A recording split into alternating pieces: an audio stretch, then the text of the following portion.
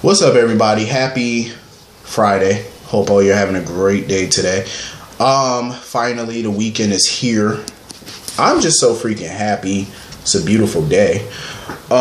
Cold as hell, but it's a beautiful day. Getting into this episode of Y&R,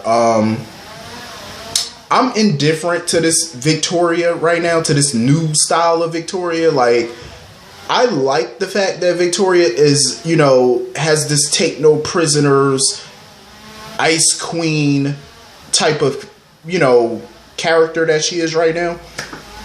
I like it. But at the same time, I don't like it because the problem with Victoria is she does not know how to turn it off and how to turn it on. Like when to turn it off, when to turn it on. It just seems like she's an ice cold, B word every day.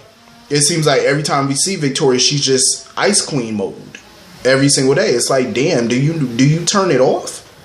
Like, she just acts so heartless all the time.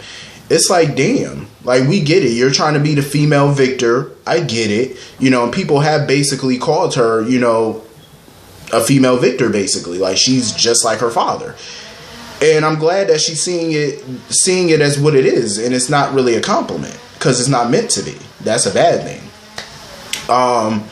What pissed me off about Victoria today was that when she was having that conversation with Nina, she automatically brought up Ryan McNeil.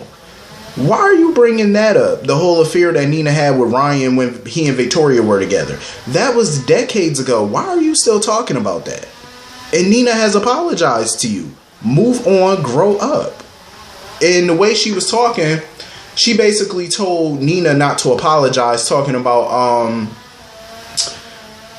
that she just makes sure that, those who have crossed her, if you crossed her once, she makes sure that you never do it again.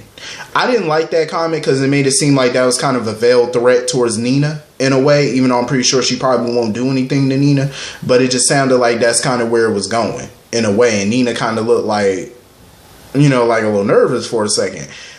I'm just like, Victoria, go sit down somewhere. That was so long ago. You still harping on something that happened decades ago. Like, let that go. Listen, I'm all for somebody getting revenge if somebody does something to you. But to walk around and act like that all day, every day, now, come on now. There is no need for that.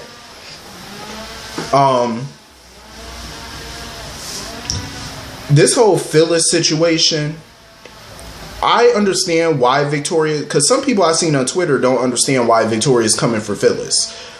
I mean, it's kind of obvious why. If you recall last year, that whole JT debacle, Phyllis threw Victoria, Sharon, and Nikki under the damn bus. She testified against them and got them convicted. They were facing years in prison. A lot of years. So I understand why Victoria's coming for Phyllis. Victoria never forgot about that. She never forgot about that. Victoria was just sitting by, biding her time to get revenge. And that's what she's doing. And I'm not mad at that. You know what I mean? I just don't like the fact that Victoria is on her damn high horse. Victoria is so cold and heartless, it's just no wonder that she's single.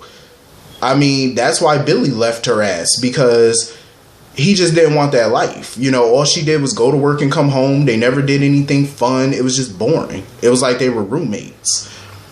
Like, Victoria is just not warm. There's nothing about her right now that's warm and cuddly. Let's go out to dinner. Let me spoil you. There's nothing about her that screams that. Even when Nikki wanted her to do the escape room that Phyllis came up with, Victoria didn't even want to do it. She was just so cold. Like, damn, you are going to be alone for the rest of your life if you keep acting like that. Because ain't no man going to want to put up with that shit. I'm just saying, what man going to want to deal with a woman like that that's just ice cold? Like, no emotion, no warmth. Like, come on now. Like, damn, if you look at Victor and Nikki, Victor can be cold-blooded, but he knows how to switch that shit off. Like, he's warm, like, look at him and Nikki. He's warm, he's nice, he smiles, he knows how to, let loose when he's not at the office and stuff like that. Like, there's another side to him. With Victoria right now, there's only one side, and that's cold bitch side. That's all you get from her. But I will say this, like, Nick, Nick needs to get a life. I'm just saying. Like, this whole Dr. Phil moment that he keeps trying to have with Victoria and Phyllis, oh, let's just get along. I mean, I understand, you know, because you don't want to choose between your boo and your sister. I get that. But it's obvious that he made his choice. And he made it perfectly clear numerous times that he's on Phyllis's side when it comes to this battle between her and Victoria. He's on her side. He's not rocking with Victoria right now. Well, I mean, you know, you choosing to be loyal to your girl instead of your sister, I mean, that's on you. But at the end of the day, make sure you on the right team. That's all I can say. Because I like Phyllis to an extent. I don't like everything Phyllis does, but to handle somebody like Victoria, I agree with Phyllis. She's going to have to go back to her old ways, her evil ways. Because trust, if Phyllis was not with Nick, she would have eviscerated Victoria right now. She would have definitely got gutter with her right about now. And she basically told Nick that. She was like, I'm going to have to go back to my evil ways, and I hope you're okay with that. But we all know Nick is not okay with that. And that's part of the problem with him being with Phyllis. Because I feel like Phyllis cannot be Phyllis. Nick has this standard that he wants any woman he's with to uphold. Like, this saintly standard. Like, oh, you got to do this way. You got to be this way. You got to do it my way. That's just how Nick is with the women in his life. And it's just like, damn, like, stop, get off your high horse. Stop acting so damn sanctimonious all the time. Like, sometimes you got to fight fire with fire. And that's all Phyllis is trying to do. Because to go up against people like Victor Newman and Victoria, you got to stoop to their level. You got to get evil. You got to, you know, go down to that level. Because if not, they will eviscerate you. They will destroy you if you don't stoop to their level. And that's all Phyllis is trying to do. She's trying to keep her head above water. And I can't be mad at that. But, you know, Nick keeps trying to butter her up and tell her, well, you know, you got your hotel back now. Yeah, but it came at a high price. And not only that, she's not the one who paid the price. Shit, the money came out of Nick's pocket. And I mean, you know, Nick sees it as a victory for Phyllis because Phyllis gets her hotel back, but she doesn't see it that way. Because she needed Nick, you know, she needed his help and his money to get it back. And Victoria, she felt like still wins because Victoria made a huge profit off the sale of her share of that hotel. Because Victoria owns 75% and she made over 35% above market value of that hotel. That's a major profit for her compared to, I'm sure, compared to what she paid for it, you know. So Victoria made out big with that money. But what I want to know is, how the hell did Nick come up with so much money to give to Phyllis as a loan to buy back that hotel? How did he come up with the money? Because last I checked, didn't Nicholas give away that $500 million that he got in that settlement to charity? So where he get money, millions of dollars or whatever, to buy a hotel, you know, to loan Phyllis for the hotel? How he get it? That's what I want to know.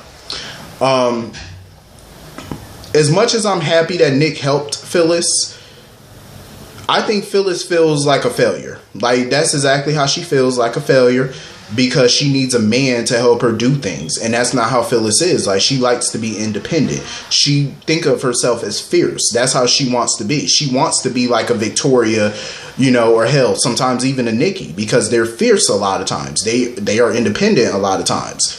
You know, they know how to handle enemies and stuff without having to go to another person. You know what I mean? But it is a lot of times where Victoria did have to go to Victor for help. You know, it happens.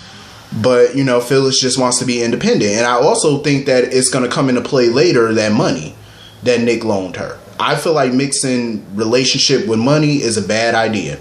Because we all know at some point that money is going to come up and Nick is going to want that repayment at some point. Or knowing Nick, he's going to use that money to try to control her or something, or throw it in her face later. Because you know how some men be. When y'all get into it, they try to throw something in your face. So I'm just saying, like, I wouldn't have probably took that money. I would have found another way. But that's just me. Moving on from that. Abby and Chance are still talking about their wedding, their honeymoon with Lola and stuff like that. I'm like, okay, we already seen y'all wedding and y'all honeymoon. We don't need to hear about it. We watched it. I mean, I can understand why Abby would not want to redecorate the Chancellor Mansion and stuff, because it's such an iconic home. It's an iconic set. I get it. But being such a young couple in that house, it's like, I would want to spruce the place up a little bit. At least some new furniture, some modern furniture. I wouldn't want no couches and chairs and all that from the 70s all up and through. Being such a young couple, like I said, it's an iconic set, so I wouldn't want to change it too much. But when you got young folks living in there in 2020, you need to bring that shit up to date. I'm just saying. Because the way that living room be looking, sometimes, like, you know, I'd be wanting to hang a disco ball up in there or something. It's like, that's how ancient that shit be looking. I'm like, you know, it's iconic, and I wouldn't, you know, but it's like, I would keep a lot of it the same, but that furniture and all that shit got to go. Like, I'm just saying, like, put it in storage. You ain't got to sell it or throw it away. Just keep it in storage or something. But I would have to spruce the joint. So anyway, this Billy case right now is just going crazy. Like, I don't understand why Lily would, you know, go for Billy. It's like, why would you want that drama in your life? You done been through some drama with Kane during your marriage. So why inject Billy into the drama? Like, why sit there and, you know, take on his baggage? Because Lord knows Billy comes with a lot of baggage. And it's so crazy how Billy gets upset with people for not believing that he didn't try to shoot Adam or whatever. But, you know, they have their doubts. I mean, you're the one running around town. You've been running around town like a madman for quite some time, spouting your hatred at Adam. And you did hold him at gunpoint. You did try to kill him before. Shit, you tried to kill that man before. What's to stop you from doing it again? For all they know, you could have, you know, he has dealt with mental health issues before. For all they know, he could have blacked out and did it and don't remember doing it. So it does, you know, give credence to why they would doubt you a little bit. Then on top of that, you keep saying that you were framed and yada, yada, yada, but they can't find a single shred of evidence to contradict that. You know what I mean? To sit there and prove that you were framed, that you didn't do this. They can't find the evidence. So, you know, right now you are looking guilty. They're just following the evidence, and that's all cops can do. I mean, Ray, I don't think he truly believes that Billy did this, but I mean, there is a possibility you did do this, and maybe you don't remember doing it. Maybe your mind blocked it out. Who knows? My thing is, with the DA's office, if they got a surprise witness, they're still supposed to tell Billy's attorney who the witness is. You have to enter that in. You can't sit there and say, oh, we're going to wait till trial to tell y'all who the witness is. You can't do that. You have to tell them who the witness is.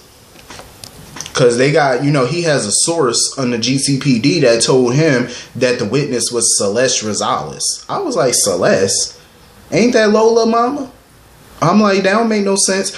I don't believe it's no damn Celeste. That got to be that girl Alyssa, that reporter. It got to be her. Because I'm like, I don't believe that foolishness.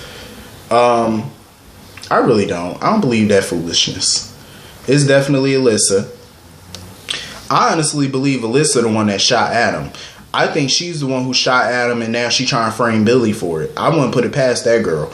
Because she looked like she the type that'll go nuts for a second and try to get some type of revenge. And then when shit don't go her way exactly, she gonna try to point the finger at somebody else. I definitely believe it. Or, I mean, the list of suspects is endless. It could be Alyssa who really did the shooting. Or, hell, I wouldn't put it past Victoria to put the money in somebody's pocket to do that shit. Make it look like a little break-in at her house. Somebody stole the gun. But I don't believe Victoria would, you know, let Billy take the fall. That's the only thing. If Billy wasn't being accused of this, then I would probably believe Victoria had something to do with it. But she wouldn't sit there and just let Billy take the fall for it. There's no way. But Lily, you know, she's going into her reporter mode or whatever, and she's going to the hotel to knock on doors and find out who this witness is to see if it's really Celeste. What the hell are they doing with the GCAC? Like, I'd rather see the Athletic Club because I'm seeing too much of the Grand Phoenix. Are they getting rid of that set? Hopefully not, because I like that set. It's such an old school feel.